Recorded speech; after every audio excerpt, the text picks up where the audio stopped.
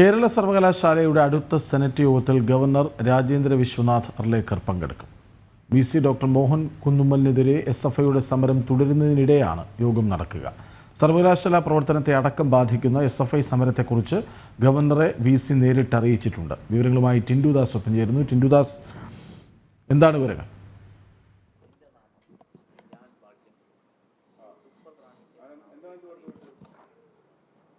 കൃഷ്ണരാജ്, നമസ്കാരം. ഈ SFI Kerala university union തെരഞ്ഞെടുപ്പ് കഴിഞ്ഞിട്ടും യൂണിയൻ രൂപീകരിച്ചുകൊണ്ട് വിജ്ഞാപനം ഇറക്കിയിട്ടില്ല എന്നാരോപിച്ചുകൊണ്ടാണ് യൂണിവേഴ്സിറ്റി ഓഫീസിന്റെ അല്ലെങ്കിൽ യൂണിവേഴ്സിറ്റി ഓഫീസിനുള്ളിൽ ഈ പന്തൽ കെട്ടി അനധികൃതമായിട്ട് സമരം നടത്തുന്നത്. ഈ സമരം നടത്തുന്നതിനെതിരെ പോലീസ് തടഞ്ഞിട്ടില്ല. അതോടൊപ്പം തന്നെ ഈ സമരം 2 ദിവസമായിട്ട് ഈ സമരം മുന്നോട്ട് പോകുന്നുണ്ട്. ഈ വി.സി. യൂണിവേഴ്സിറ്റിക്കകത്ത് പ്രവേശിക്കുകയാണെങ്കിൽ തടയാനുള്ള എല്ലാ നടപടികളും എല്ലാ നീക്കങ്ങളും നടത്തിക്കൊണ്ടാണ് എസ്.എഫ്.ഐയുടെ സമരം മുന്നോട്ട് പോകുന്നത്. അതേറ്റവും പ്രധാനപ്പെട്ട കാര്യം, ഇനി നടക്കുന്ന സെനറ്റ് യോഗത്തിൽ ഗവർണർ നേരിട്ട് പങ്കെടുക്കുമെന്നുള്ളൊരു വിവരവും കിട്ടിയിട്ടുണ്ട്. അങ്ങനെയാണെങ്കിൽ ആ ഗവർണർ എത്തുന്നതിനെ എസ്.എഫ്.ഐ തടയുമോ എന്നാണ് നമുക്ക് അറിയേണ്ടത്.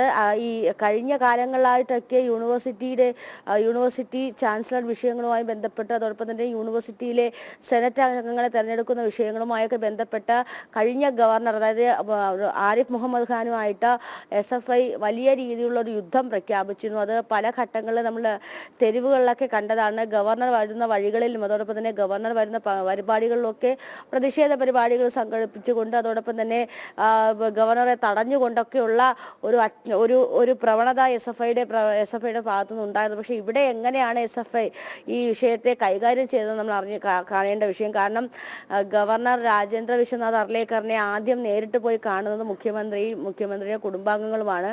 അതിനുശേഷം ഗവർണർ സംഘടിപ്പിക്കുന്ന പരിപാടികളിലും വിരുന്നിലും ഒക്കെ പങ്കെടുക്കുന്നു. അപ്പോൾ നിലവിലെ ഗവർണറുമായിട്ടൊരു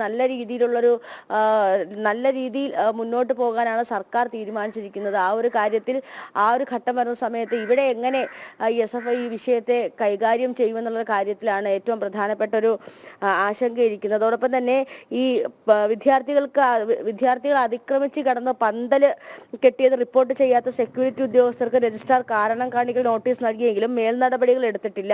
അതോടെയാണ് ഇതിനിടെ യൂണിയൻ രൂപീകരിച്ചുകൊണ്ടുള്ള വിജ്ഞാപനം പുറപ്പെടുവിക്കാൻ വി.സി. നിർദ്ദേശം നൽകണമെന്നാവശ്യപ്പെട്ട് വിദ്യാർത്ഥികൾ നൽകിയ ഹർജിയിൽ വി.സിയുടെ സത്യവാങ്മൂലം ആവശ്യപ്പെട്ടുകൊണ്ടുള്ള വാദം കോടതി ഫെബ്രുവരി 3 കേൾക്കും. അപ്പോൾ ഇത്തരത്തിലൊരു വിഷയമൊക്കെ നിലനിൽക്കുന്ന ഒരു സാഹചര്യത്തിൽ വി.സി.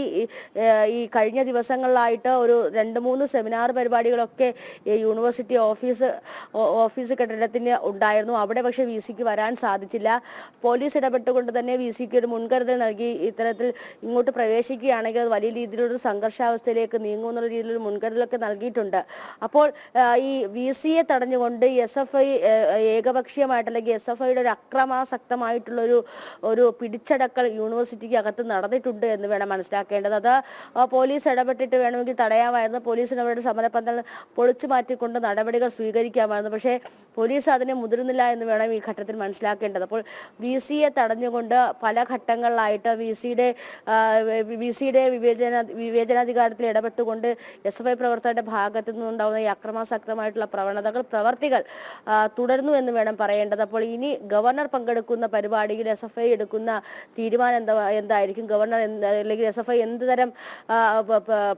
എന്താണ് അവിടെ ചെയ്യാൻ പോകുന്ന കാര്യത്തിലൊന്നും ഇതുവരെ ഒരു അറിവ് കിട്ടിയിട്ടില്ല. എന്തായാലും ഇനി പങ്കെടുക്കാൻ പോകുന്ന സെനറ്റ് യോഗ പരിപാടിയിൽ പുതിയ ഗവർണർ പങ്കെടുക്കുമെന്നാണ് അറിയാൻ സാധിച്ചിട്ടുള്ളത്. അപ്പോൾ നമുക്കറിയാം, യൂണിവേഴ്സിറ്റിയുമായി ബന്ധപ്പെട്ട വിഷയങ്ങളിൽ ചാൻസലർ ഗവർണറാണ്. ഗവർണർ എടുക്കുന്ന തീരുമാനം അത് നിർണായകമാകും. കൃഷ്ണരാജ്. ടിൻഡുദാസാണ് വിവരങ്ങൾ നൽകി.